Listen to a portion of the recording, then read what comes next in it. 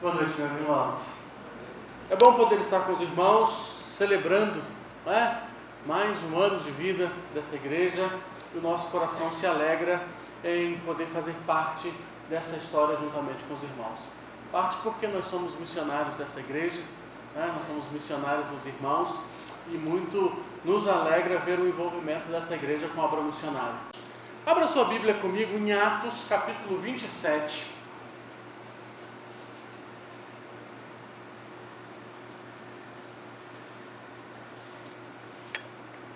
E a deixa aberta, porque o texto é todo o capítulo, são 44 versículos, eu não vou ler todos os versículos, mas eu gostaria que você a mantivesse aberta, porque nós vamos fazer citações de alguns dos versículos, tá?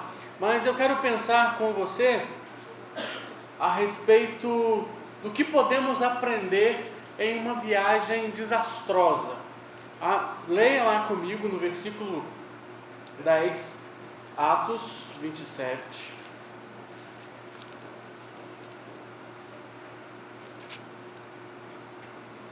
O versículo 10 nos diz assim: Senhores, vejo que a nossa viagem será desastrosa e acarretará grande prejuízo para o navio, para a carga e também para a nossa vida. Imagina alguém dizendo, né? Você faz toda a preparação para a viagem, você está animado para viajar e alguém chega e fala assim: olha, a viagem vai ser desastrosa. Eu sei que a maioria das pessoas gostam de viajar. Estou certo disso aqui? A maioria gosta de viajar? Quem gosta de viajar? Levanta a mão. Olha só. Eu sei que o preparo da viagem às vezes dá um certo desgaste, principalmente para nós que temos mulheres, né? Aliás, 3 mulheres, né? Aí tem a mala da esposa, a mala das 2 filhas. Eu sei que às vezes é meio estressante, mas é muito bom essa expectativa da viagem. Preparar as coisas, pensar. O homem é mais detalhista. Quando vai de carro, ele vai lá para o Google, se ele não tem GPS, ele começa a traçar a rota, ele vai vendo o melhor caminho, vai vendo se tem como, né, uma rota alternativa para pagar menos pedágio, economizar combustível. Mas nós gostamos de viajar, nós gostamos desse preparo. É gostoso. Quantos aqui já tiveram a oportunidade de pescar em alto mar? Já? Não? Eu tive a oportunidade de pescar em alto mar. Gente, é gostoso. É legal. A minha primeira vez foi assim muito bacana. De madrugada eu comecei a escutar um barulho, né? Todo mundo pescando, e aí aquela noite eu pesquei muito, eu fiquei muito feliz. E de repente eu comecei a escutar um barulho muito diferente, e aí o barqueiro virou pra gente e falou assim: ó, olhe pra lá e vocês vão ver a baleia tá passando. E aí na minha cabeça, né, eu falei: gente, se essa baleia está muito perto do barco, essa baleia faz um movimento, esse barco tomba, pronto, não vai ser tão agradável essa pescaria. Mas a segunda vez que eu fui já não foi tão agradável. Nós pegamos um barco menor, pescando em Angra dos Reis. O meu pai gosta muito de pescar, sempre tem uma turma que vai pescar. E aí a segunda vez eu não gostei, eu não peguei peixe nenhum. E quando foi meia-noite eu já estava dormindo, porque eu já estava passando mal. E aí passei mal a noite inteira. Não foi nada agradável. Mas não se compara à pescaria que o meu pai participou. Não é história de pescador, pastor Elias. O meu pai saiu com um grupo, certo dia, para pescar no mar de Angra dos Reis. E, dados certo momento, eles foram surpreendidos por uma tempestade. Ventos fortes que começaram a jogar aquele barco para lá e para cá. O meu pai é evangélico, o meu tio não é. E depois do acontecido, a gente sentado à mesa, conversando, as histórias vêm e aí as gargalhadas acontecem. Porque meu pai falava o seguinte, que meu tio não é crente, não é evangélico, que meu tio segurava no barco e gritava para o meu pai assim: ora, Zé Maria, ora, Zé Maria, ora, porque senão a gente vai morrer. E o meu pai falou que ele nunca orou tanto na vida dele, igual ele orou naquele dia. A história depois foi engraçada, mas o meu pai falou que foi um sufoco, que foi desesperador. Eles ficaram sendo lançados para lá e para cá durante 5 horas, até que a tempestade passou, o vento se acalmou e tudo ficou tranquilo. Eles puderam então recobrar as suas forças e logo viraram para o barqueiro e falaram assim: vamos embora. Vamos embora. A história de Atos 27 é a história de uma viagem em alto mar.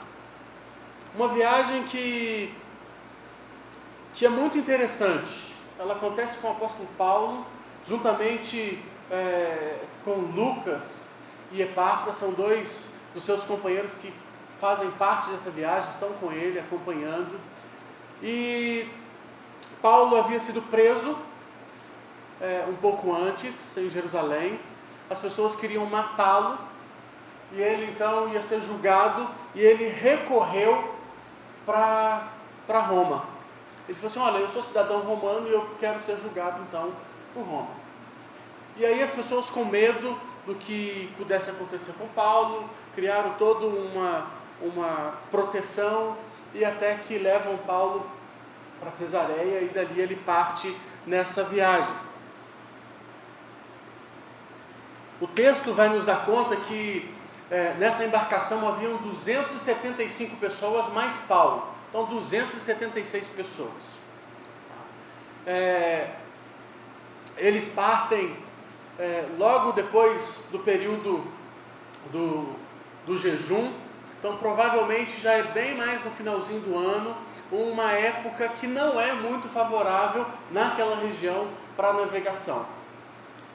Então há todo esse cenário acontecendo. Mas o interessante é que a gente pode tirar algumas lições. Eu gostaria que depois você lesse a história em casa, continuasse no capítulo 28, você vai ver como tudo isso termina. Mas nós vamos trabalhar aqui nessa noite apenas 3 lições que nós podemos aprender com uma viagem desastrosa, chamada pelo próprio apóstolo Paulo. E a primeira lição que nós podemos aprender é que navegar por algumas tempestades pode ser evitado. Navegar por algumas tempestades pode ser evitado. O apóstolo Paulo nos diz isso no versículo 10 e o versículo 21.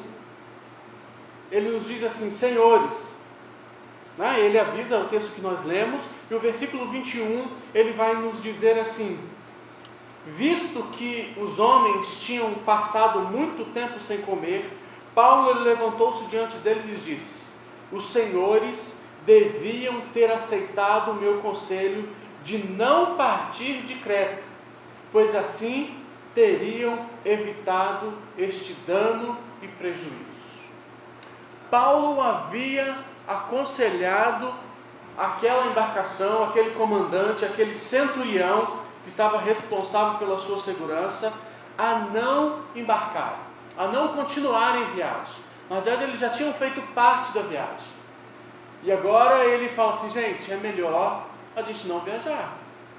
Essa viagem vai ser desastrosa, pode trazer sérios prejuízos. Mas Paulo entende de pregar o Evangelho. Paulo não é capitão de navio. E aí o capitão olha para o centurião, responsável pela segurança de Paulo, e fala assim: ixi, não dá ideia para esse homem. Vamos seguir viagem. Vamos continuar nossa viagem. E a viagem continua. E por isso eu digo para você que algumas tempestades podem ser evitadas. Eu já ouvi de várias pessoas, em diversos momentos, pessoas dizendo: eu não precisava estar passando por tudo isso.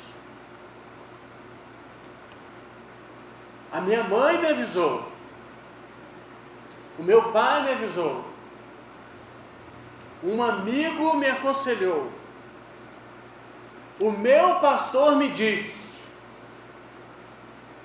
Mas agora a pessoa se encontra em meio a uma tempestade que poderia ter sido evitado. Eu já ouvi muitos jovens, ou não tão jovens mais, mas homens e mulheres que estão presos no vício, do álcool, da droga, da pornografia, e que eles simplesmente repetem: eu não precisava passar por tudo isso. Eu tenho um amigo, ele foi usuário de cocaína durante 21 anos. Ele literalmente queimou uma confecção. Teve um dia que ele usou tanta droga que ele perdeu a noção do que estava acontecendo e ele acendeu algo dentro da confecção que ele tinha e o fogo se alastrou e ele perdeu aquela confecção. E numa conversa com ele dizia, ele falou assim: Cláudio, eu não aguento mais essa vida. Eu não aguento mais passar por isso. Eu não aguento mais que a minha família passe por isso. Graças a Deus, esse homem, ele teve um encontro com Cristo. Hoje, já há mais de 6 anos, ele não usa mais droga, mas ele passou por um longo período de tempestade, sendo jogado para lá e para cá. E só depois ele entendeu que tudo aquilo poderia ter sido evitado, se ele tivesse ouvido conselhos. Pessoas que se afastam de Cristo. É muito comum encontrarmos isso. Pessoas que são infelizes, porque aquele que conheceu a Cristo e agora ele opta por viver longe do Senhor, ele não é feliz, ele não é contente. Certa vez, fazendo um evangelismo numa festa, nós abordamos um jovem que a festa estava acontecendo naquela quadra, o jovem estava numa quadra antes, encostado no muro, olhando para o nada. E aí eu cheguei perto dele e conversei com ele e falei assim: rapaz, posso te entregar um folheto e conversar com você um pouco sobre o amor de Deus? Ele falou assim: claro. E eu perguntei o nome daquele menino. Ele falou assim: meu nome é Samuel. E eu falei: Samuel. Falei: rapaz, você está desviado, não está? Você está afastado da igreja, você se distanciou dos caminhos de Cristo, você está em desobediência. Ele falou assim: por que você sabe disso? Ele falou assim: primeiro, para ter o nome de Samuel tem que ser filho de crente, não é? Chama Samuel, você vai falar assim: a família é evangélica. E aquele jovem disse assim: de fato, eu estou afastado do Senhor. Eu falei: você está aqui feliz porque aquilo lá não faz parte da sua vida. Ele falou assim: eu não me encontro em lugar nenhum, mas eu poderia não estar passando por isso, mas eu fui levado por amigos, eu não ouvi conselhos, e hoje eu estou vivendo essa tempestade. Quantos casais, às vezes até recém-casados, estão sendo levados para lá e para cá, em meio a grande tempestade, porque não ouviram conselho. Eu conheci um pastor muito corajoso. Diz ele que, aconselhando um casal que estava se preparando para o casamento, ele perguntou para aquele rapaz qual o sentimento que ele tinha pela sua noiva. E o rapaz, de uma maneira bem brincando, mas querendo ser sincero, disse para o pastor o seguinte: pastor Luiz Carlos, pastor, eu tenho por ela o mesmo sentimento que eu tenho pela cachorrinha lá de casa.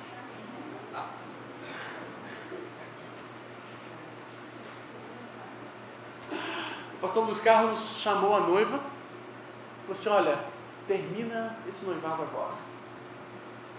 Você não pode se casar com alguém que tem o sentimento que tem pela cachorrinha de estimação. Ainda bem que aquela jovem ouviu. Mas eu conheço casos de que pastores, família, amigos aconselharam assim: não se case. E não deu nem 2 meses, o casal já estava pensando em se divorciar, porque não suportavam mais olhar um para o outro. Há tempestades que que podem ser evitadas. E o segredo para isso é ouvir. É ouvir o conselho. Queridos, as pessoas conheciam a história de Paulo.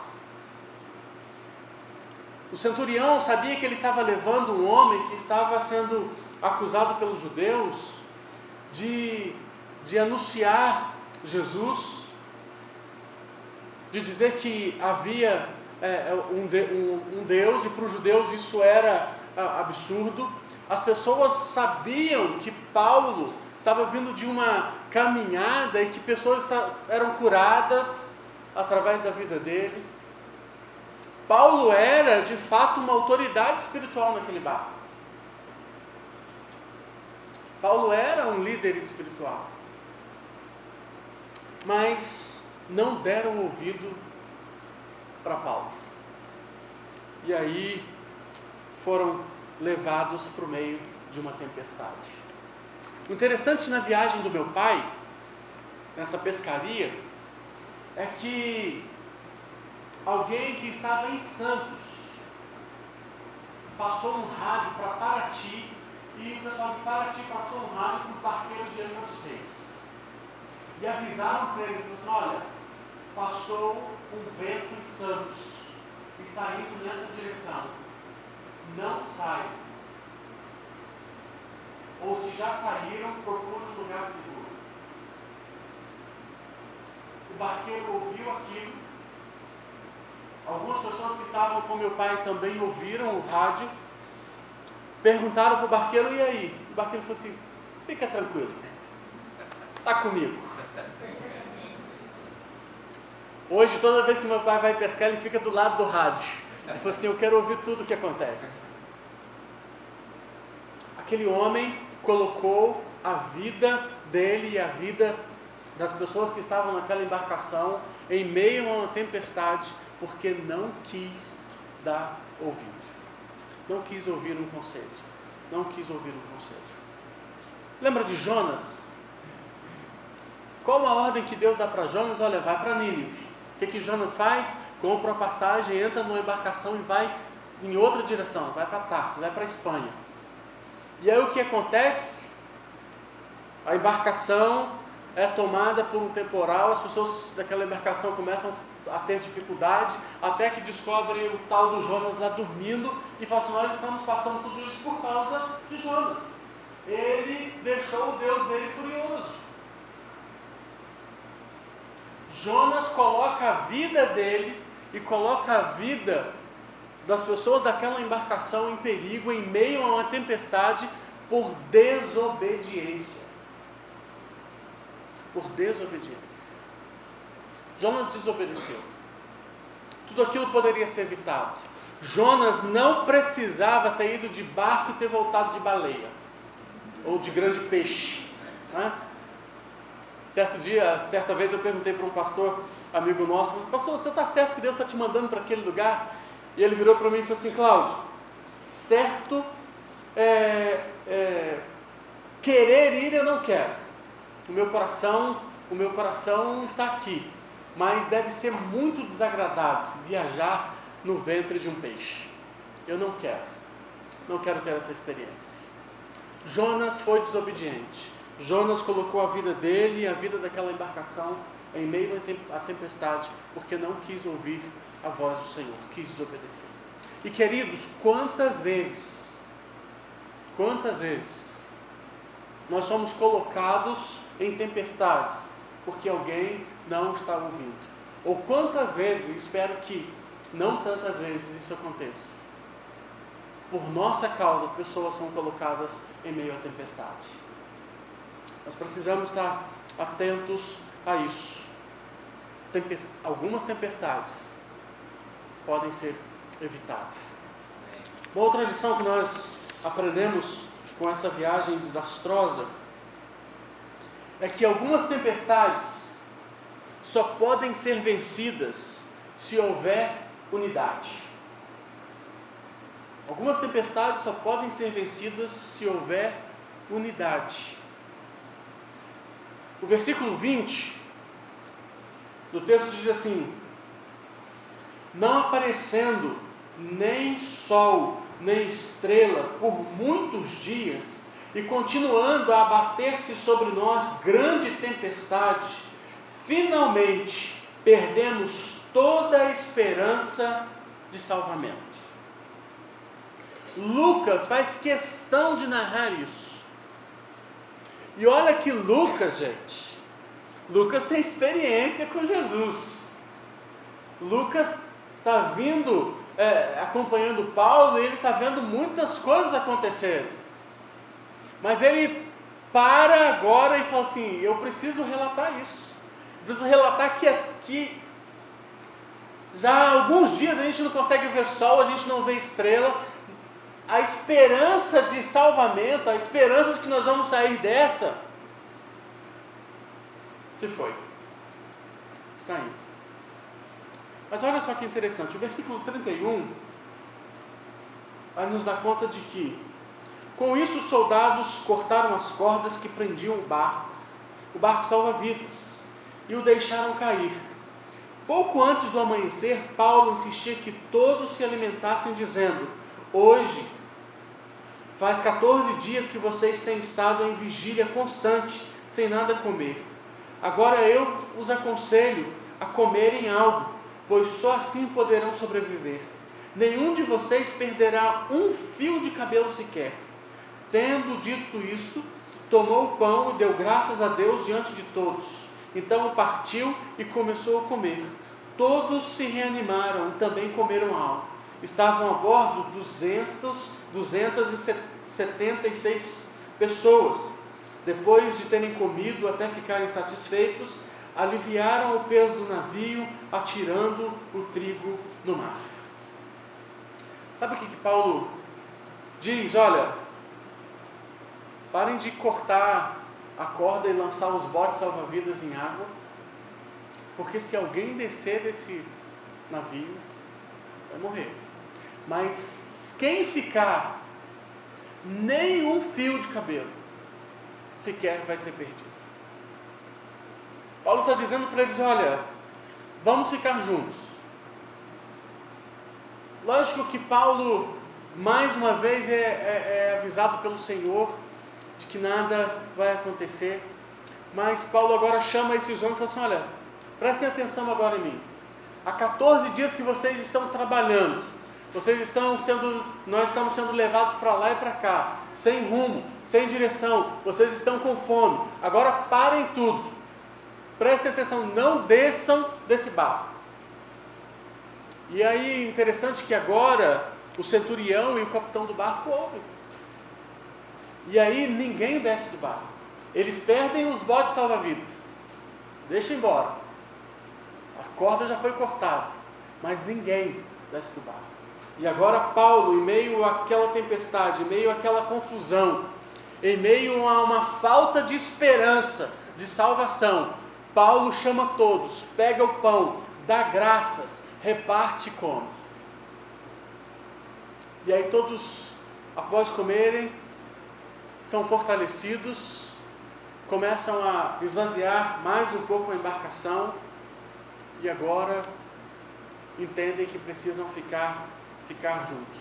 E todos permanecem juntos. Interessante que quando a embarcação, ela para num banco de areia e eles percebem que a embarcação de fato vai rachar, vai quebrar. Os versículos mais à frente vai narrar isso. Paulo então diz para todos: olha, agora pulem na água, nadem até a praia, e os que não souberem nadar se agarrem a uma tábua ou a qualquer coisa que vocês encontrarem, e nós vamos todos chegarmos à praia. Ninguém vai se perder. Então, queridos, abandonar o barco fora de hora é prejuízo. Abandonar o barco no momento errado pode ser trágico. Agora, quando há uma orientação, quando nós estamos juntos, caminhando juntos, e há a orientação: olha, agora é o momento assim, de todos saírem do barco, mas vamos todos juntos, aí sim, todos vão se salvar. Versículo 41 a 44, eu quero ler com você, que nos retrata bem isso. Nos diz assim: mas o navio encalhou num banco de areia onde tocou o fundo. A proa encravou-se e ficou imóvel, e a popa foi quebrada pela violência das ondas. Os soldados resolveram matar os presos para impedir que algum deles fugisse, jogando-se ao mar. Mas o centurião queria poupar a vida de Paulo e os impediu de executar o plano. Então ordenou aos que sabiam nadar que lançassem primeiro ao mar em direção à terra. Os outros teriam que salvar-se em tábuas, em pedaços do navio. Dessa forma todos chegaram salvos em terra. Ninguém se perdeu. Algumas tempestades só podem ser vencidas quando há unidade. Sair de uma crise financeira que acometeu a família ou o casal precisa ser vencida juntos.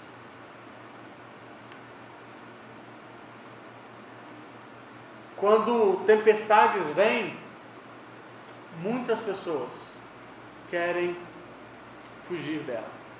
Muitas pessoas querem logo pular do barco. E muitas vezes vai ser mais doloroso do que permanecer. Nós precisamos de unidade. Eu fico pensando na família de Noé.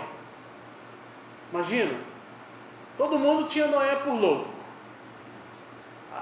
Eu acredito que até os filhos, até os filhos não acreditavam muito no papai. Mas o papai está mandando, a gente vai obedecer. E aí começa então a aparecer água de todos os lados, de cima, de baixo, e aquela embarcação agora é levada por água, e eles não sabem para onde vai. Eu fico pensando se alguns dos filhos tivessem pensado: poxa, eu acho que eu vou pegar um pedaço de madeira aqui, eu vou me lançar ao mar, porque isso não vai dar em nada. Mas não, eles permaneceram juntos. Passaram por todo aquele dilúvio, por todo aquele tempo aprisionado em um barco, mas viram o Deus que renova a aliança quando a tempestade acaba. Eu me lembrei quando estava lendo essa história, principalmente esse tópico, de um livro que eu li chamado Apóstolos dos Pés Sangrentos. É um homem que tem um encontro com Cristo e agora ele passa a ter uma vida peregrina e ele passa a anunciar Jesus em diversos lugares da sua região. E há um capítulo do livro que diz que certa vez esse homem se prepara para uma viagem e ele encontra 2 companheiros para subir, atravessar as montanhas e ir para uma outra vila.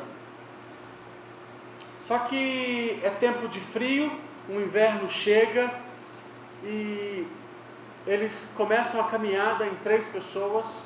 Um dos homens se machuca, fica debilitado, e esse apóstolo dos pés sangrentos, esse homem diz então para o seu companheiro: olha, vamos, mesmo que devagar, mesmo que muito lentamente, vamos continuar essa caminhada juntos, porque é certo que ao fim nós vamos chegar juntos.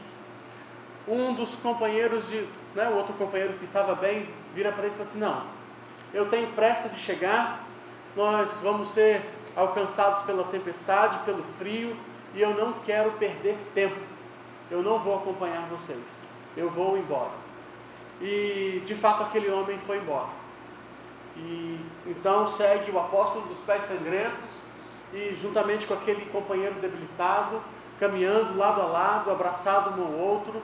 E o frio vem, uma noite muito, muito gelada, e eles passam por aquela tempestade, por aquela nevasca, e no outro dia eles seguem a caminhada, e em determinado ponto eles encontram então aquele homem caído à beira do caminho, congelado. O que fez com que aqueles 2 homens atravessassem aquela tempestade, aquele momento de frio, aquela dificuldade, foi a unidade. Foi caminhar junto, lado a lado. O calor de um fez com que eles não morressem de frio. Agora, quem optou por andar sozinho, caminhar sozinho, quis pular do barco, encontrou a morte, e uma morte gelada.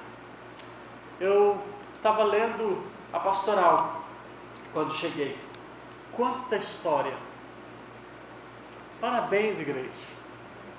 Parabéns. Parabéns porque é tempo de festejar. Quantos temporais, quanta tempestade, quanta luta, quantos pularam do barco, mas quantos permaneceram? E louvado seja Deus pela vida de vocês, porque algumas tempestades, elas só podem ser vencidas diante da unidade. Quando um diz para o outro, olha, vamos, nós estamos juntos, vamos seguir caminhando. Não importa a força do vento, mas nós vamos estar juntos. E no momento certo, nós vamos todos chegar ao nosso destino e ter a vitória certa. Porque, queridos, eu tenho certeza disso. E a terceira lição que nós aprendemos nos dá conta disso. Confie que Deus cumpre o que promete. Confie que Deus cumpre o que promete. Paulo tinha muito claro na sua mente que o destino dele era Roma. Paulo tinha certeza disso. Não porque ele sonhou, não porque ele imaginou isso, não porque ele fez um calendário para suas viagens, mas porque o próprio Senhor disse isso a ele. No capítulo 23 de Atos, no versículo 11, a palavra do Senhor nos diz assim: na noite seguinte o Senhor, pondo-se ao lado dele, disse: coragem, assim como você testemunhou a meu respeito em Jerusalém, deverá testemunhar também em Roma. Se tinha alguém tranquilo naquela viagem, era o tal do Paulo. De repente, as pessoas olhavam para Paulo, amedrontadas, como meu tio, né, e até virava para Paulo: ora, Paulo, ora. Mas de repente olhavam para o semblante de Paulo e via calma. E olha que não é difícil encontrar essa característica na vida de Paulo. Lembra quando ele e Silas estavam presos? Tudo acontecendo, e o que eles estavam fazendo? Louvando ao Senhor, cantando ao Senhor. E agora eu fico pensando que de repente, em meio à tempestade, as pessoas apavoradas, Paulo está tranquilo. Lucas preocupado em, assim, já não tem mais esperança para a gente. E aí olha para Paulo e Paulo está lá tranquilo. Sabe por quê? Porque Paulo sabia que a promessa do Senhor iria se cumprir. Deus é fiel, Deus não mente, Deus cumpre aquilo que Ele promete. E Ele disse que a porta do inferno não vai prevalecer contra a igreja. Pode vir luta, pode ter tempestade, pode mudar de templo, pode mudar de endereço, mas a igreja vai permanecer. Porque a igreja não é o templo, a igreja não é a construção, a igreja somos nós. E as portas do inferno não podem prevalecer contra a igreja do Senhor. Paulo tinha certeza de que ele iria chegar no seu destino.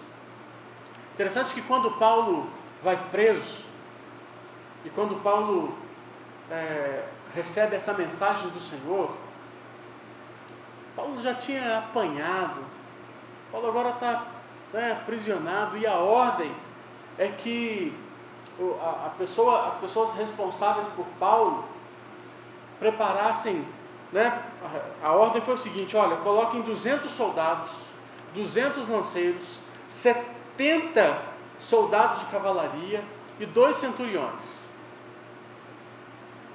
A soma disso vai ser 472 guarda-costas. Imagina,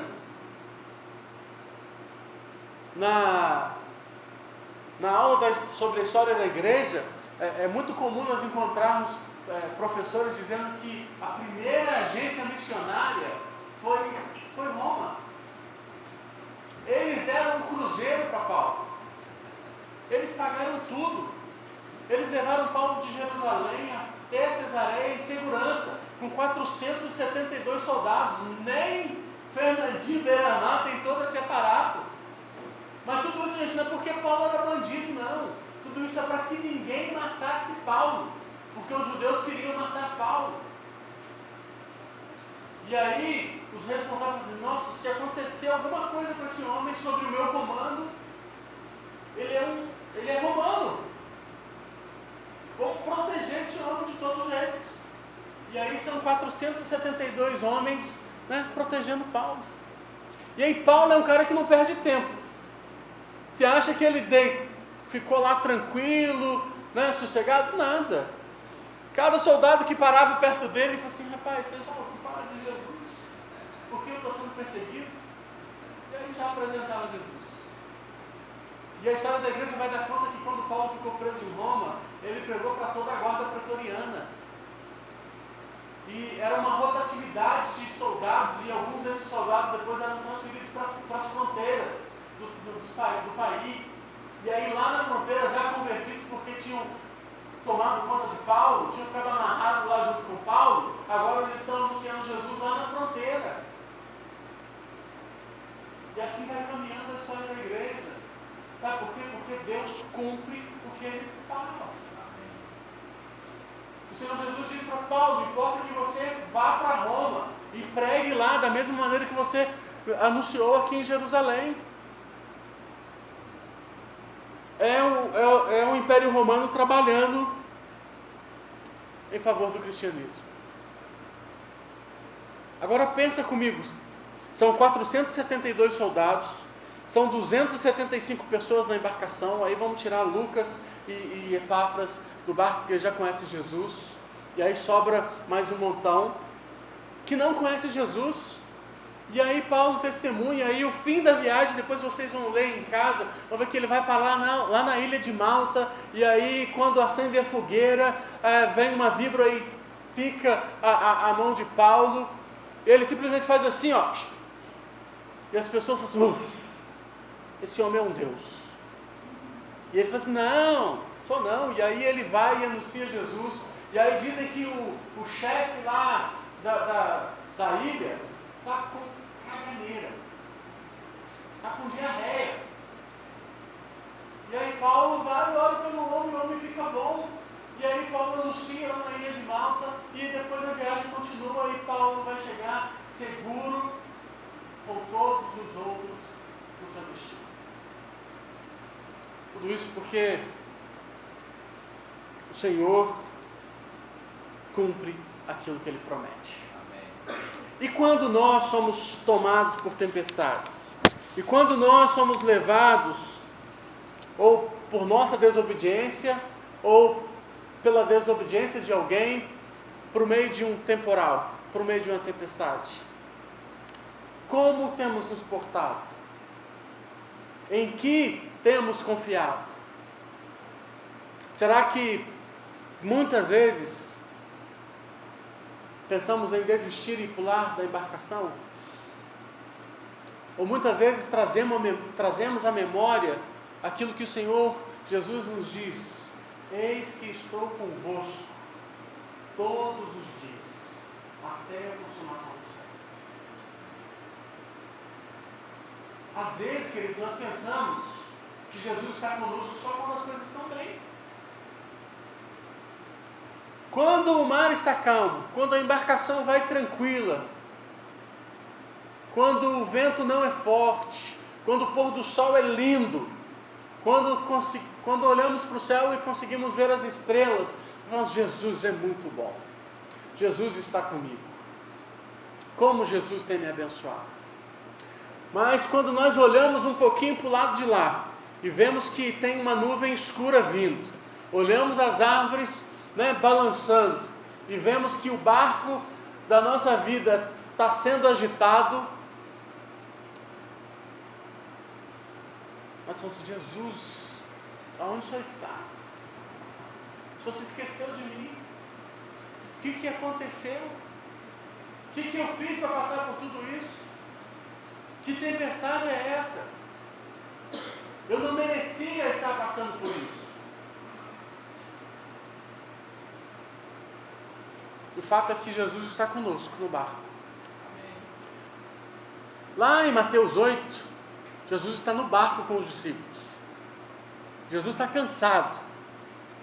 E aí Jesus dorme. E aí vem um temporal. O barco é jogado para lá e para cá. E aí os discípulos correm até Jesus e falam: mestre, não te importa que a gente está perecendo? Presta atenção, Senhor. A situação está difícil aqui para a gente. O Senhor está aí dormindo. E aí Jesus fala assim: homens de pequena fé, até quando vocês vão ficar desse jeito? Aí Jesus levanta, dá ordem para o mar, dá ordem para o vento, e tudo se acaba. Muitas vezes nós estamos com Jesus no barco. E Jesus habita em nós, queridos. Jesus não está dormindo literalmente no barco. Jesus está habitando em nós através do Espírito Santo. E muitas vezes nós viramos para Jesus e falamos: Senhor, não te importa que a gente está perecendo? O Senhor está dormindo? O Senhor não está vendo tudo isso? Quando na realidade nós precisamos colocar em prática a nossa fé e acreditar de que o Senhor está conosco. Seja nos momentos de navegação tranquila, ou seja nos momentos de navegações bem turbulentas. Em meio às tempestades, o Senhor está conosco. A todo momento, em todo lugar, nós precisamos ter isso em mente. Como anda o barco da sua vida?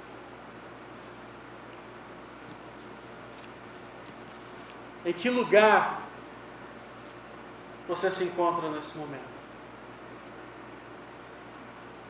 Há tempestades que de repente você possa estar vivendo, que poderia ser evitado. Mas só, pastor, eu não consegui evitar. E agora eu estou em meio a essa tempestade. Se é por desobediência, o Senhor Jesus diz que se nós confessarmos os nossos pecados, Ele é fiel e justo para nos perdoar, nos purificar de tudo. Se há uma tempestade na sua vida nesse momento causada por desobediência, coloque-se diante do Senhor e diga: Senhor, perdão. Perdão porque eu desobedeci. Perdão porque eu não ouvi os conselhos do Senhor. Perdão porque eu não ouvi o conselho dos meus pais. Perdão, Senhor, porque eu não ouvi o conselho da minha esposa ou o conselho do meu marido. Mas eu quero te pedir nessa noite, Senhor, acalme essa tempestade. De repente você está vivendo uma tempestade na sua vida, querido, que você quer atravessá-la sozinho. Você quer deixar tudo, abandonar o barco, quer ir embora. Mas eu quero te dizer que algumas tempestades só podem ser vencidas quando nós estamos juntos. Não caminhe sozinho. Não jogue o barquinho na água e tente remar contra a tempestade. Se está difícil, procure o seu líder espiritual. Procure o seu pastor. Procure um amigo mais chegado. Fala assim: olha, eu não quero atravessar essa tempestade sozinho. Me ajuda. Vamos juntos sentar, comer, dar graças ao Pai, nos fortalecermos, para que juntos a gente possa atravessar essa tempestade. Mas de repente a tempestade na sua vida está tão forte que tem feito com que você se esqueça das promessas do Senhor. De repente você só enxerga as aflições desse mundo, só as lutas e as dificuldades desse mundo, mas não consegue se lembrar que Jesus disse que, olha, vocês vão ter aflições, vocês vão ter lutas, mas tem de bom ânimo, porque eu venci o mundo. De repente você se esqueceu de que Jesus disse que estaria com você, que estará com você todos os dias. Quero convidar você a curvar sua cabeça e orar nesse momento, se colocando diante do Senhor. E Ele sabe o momento que você está vivendo. Ele sabe a força desse vento. Ele sabe a dimensão dessa tempestade. E é Ele que tem o poder sobre o vento, o poder sobre o temporal. E basta uma palavra dele e tudo vai se acalmar. Mas mesmo que não se acalme, tenha certeza que Ele está com você. Tenha certeza que o seu destino final é o céu. Tenha certeza de que nós vamos passar por lutas, provações, dificuldades, mas o nosso destino final é o céu juntamente com o Senhor, porque Ele disse que Ele vai voltar, que Ele vai nos buscar e nós vamos habitar com Ele e vamos viver com Ele. Não se esqueça disso. A nossa esperança está em Cristo Jesus. Deus, em nome de Jesus, Pai,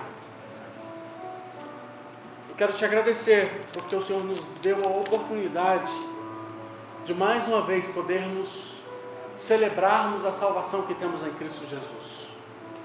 Também, Senhor, eu quero te agradecer porque essa igreja completa mais um ano de existência, mais um ano de história, Pai.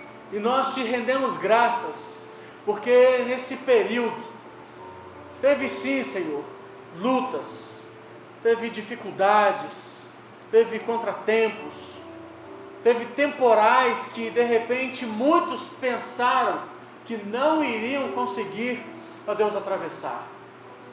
Mas o Senhor se mostrou fiel, e o Senhor tem sido fiel com os meus irmãos.